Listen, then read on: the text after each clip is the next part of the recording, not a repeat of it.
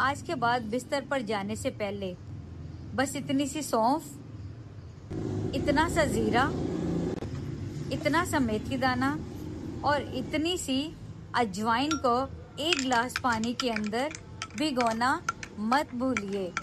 मैंने बहुत बार जिंदगी में देखा है, बस सिंपल चीजें ही सबसे कमाल का रिजल्ट देती हैं। अब आप इस कमाल के ड्रिंक को ही ले लीजिए।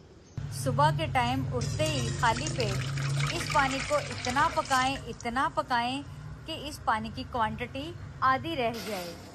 तो मैं पूरे यकीन से कहने को तैयार हूँ, अगर कोई 30 दिन इस ड्रिंक को ले लेता है तो उसके पूरे जिस्म में जिस जगह भी दर्द हो, एड़ी से लेके चोटी तक सारी दर्द जो है ख़त्म हो जाती है।